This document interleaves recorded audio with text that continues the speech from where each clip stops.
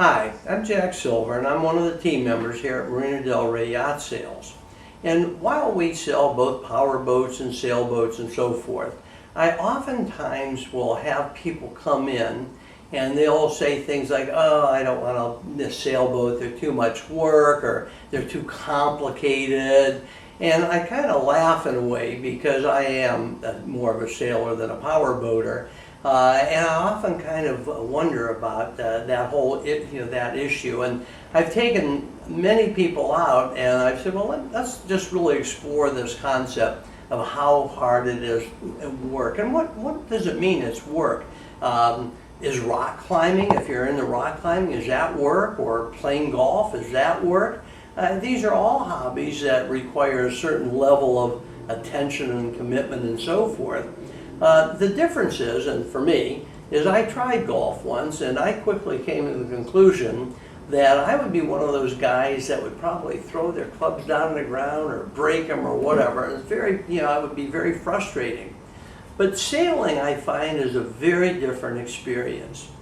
I moved here 9 years ago from the East Coast, and on the East Coast, in a good year, you might be able to sail for 5 or 6 months out of the year. So I used to always joke that I was a total workaholic right up until sailing season. And then I found my life and world changed, because when you go out on a boat, for me, and my experience is, you get out there and you have to watch the wind, you trim the sails, you have the silence of the water lapping against the boat. And I find it absolutely, totally takes your mind off of everything you've been putting up with all week long. Because you're tending to the sails and the trim and so forth, you're not thinking about all the day-to-day crap that you've had to put up with in the office. So, is it too much work? I don't know. If I take you out there, and one of the beautiful parts of sailing here in Southern California is we go out and once we clear the breakwater and we put the sails up, the wind generally comes from one direction, and whatever direction that happens to be that day, it stays pretty steadily.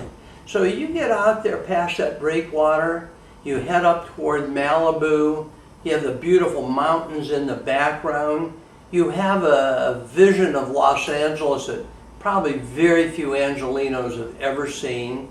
You go past Venice Beach and then you go into Santa Monica and you head toward Malibu. You set your autopilot, which is, I have to admit, it revolutionizes sailing. You get that sails trim, you put the autopilot on, and for the next hour and a half or 2 hours, however long you want to sail toward Malibu, you just sit there and enjoy the silence. Hopefully you get some dolphins swimming along with you. When you think it's time to turn around, you turn the boat around, you readjust the sails. It takes a couple minutes, you hit that autopilot, and you have that same experience going home. So, is it too much work? I don't think so. And I would be happy to take anybody that's listening to this video that thinks it is out for a sail, and we'll see how hard of a job is it to go out and enjoy the sounds of the wind and the water and not listen to wah, wah, wah for the hour and a half. Just between us, when I see a power boat go by us, this is what we usually do. 5 gallons, 10 gallons, 15 gallons.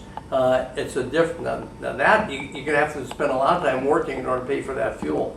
But anyway, that's my sailor joke. If you have any questions about sailing, give me a call. I would love to talk with you. And I'm serious. If you really want to get into sailing and you want to see what it's like, give me a call, and I'm sure we can make that happen. Thanks for listening to my little video.